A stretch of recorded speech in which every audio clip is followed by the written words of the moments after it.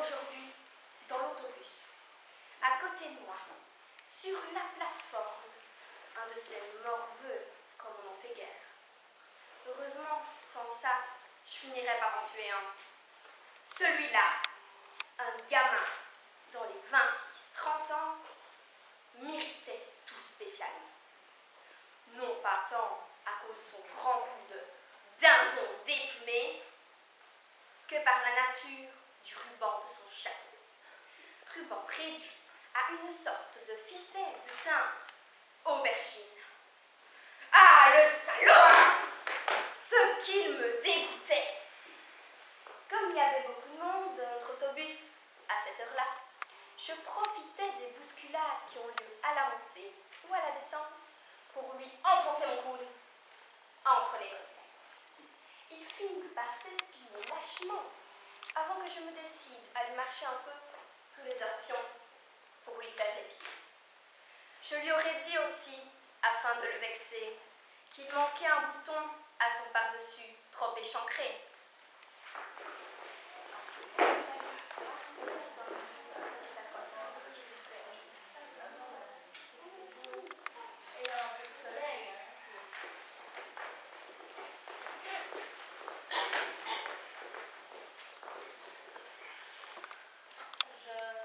Je ne sais pas très bien où ça se passait.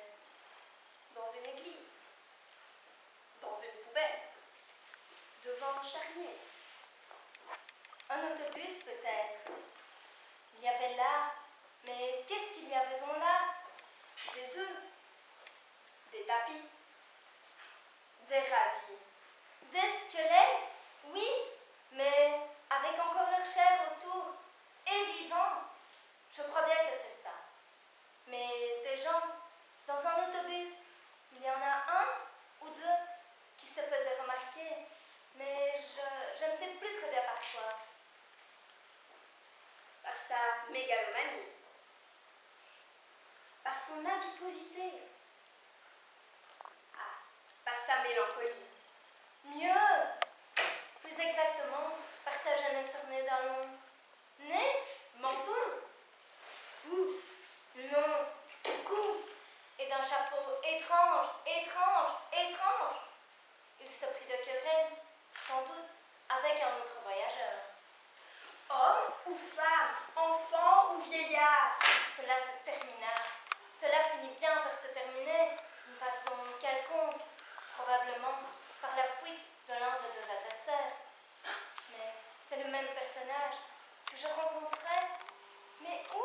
Devant une église, dans un charnier, devant une poubelle, avec un camarade qui devait lui parler.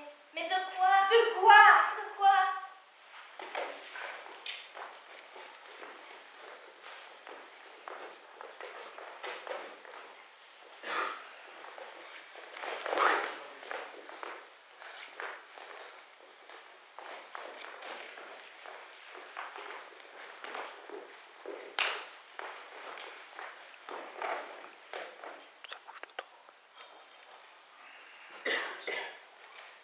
Il n'y avait pas des petits bouts de papier avec un numéro dessus, mais ils sont tout de même montés dans cette carriole.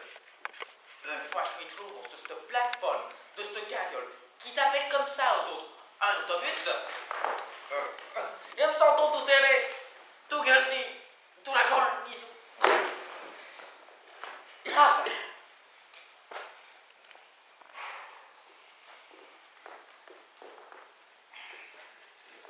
À plein gelon pied, je jette un coup d'œil tout alentour de notre personne.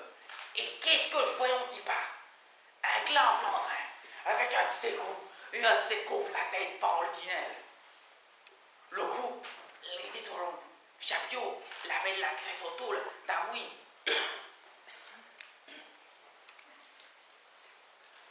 Et puis, tout à coup, les voilà qui se met en colère. Il a dit des paroles de la plus grande méchanceté à un pauvre monsieur qu'on pouvait aimer. Et puis après, il est allé s'asseoir, là, avec leur flandrin. C'est des choses qui arrivent comme ça que dans une grande ville. Vos figures, là, les vous dit pas que la vente de voir le feu, c'est que leur flandrin. pas plus tard que 2 heures après, devant une grande bâtisse qui fait peine quelque chose comme la cathédrale de l'évêque de Pantoche. Les guirlandes de Flandrin qui se baladaient de long en large avec un autre feignant de son espèce. Et qu'est-ce qu'il disait, l'autre feignant de son espèce? L'autre feignant de son espèce, disait, tout devrait se mettre ce bouton-là un petit peu plus haut, ça serait de la chouette. Voilà ce qu'il disait au Flandrin, l'autre feignant de son espèce. Oh, dans l'autobon,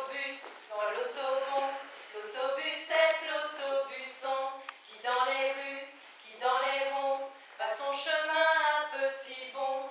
Près de mon son, par un jour chaud, par un jour chaud, un grand gamin au cou trop long, porte un chaput, porte un chapon, dans l'autobon, sur le chaput, sur le chapon, il y a une tresse, il y a un tronc, dans l'autobon, et par là-dessus c'est par la son, il y a une tresse et il y a un tronc, et le grand gamin au tout trop long, ira leur brin, ira leur bon, dans l'autobon, l'autobus cesse, l'autobusson, mais le lapsus, mais le lapon, va commodus, va commodon, montre ses dons, sur l'autobus, sur l'autobon.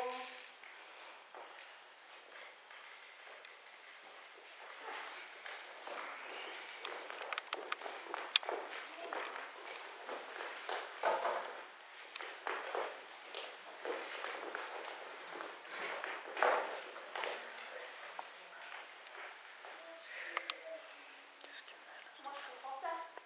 Un type qui s'acharne à vous marcher sur les pingles, ça vous fout en règne.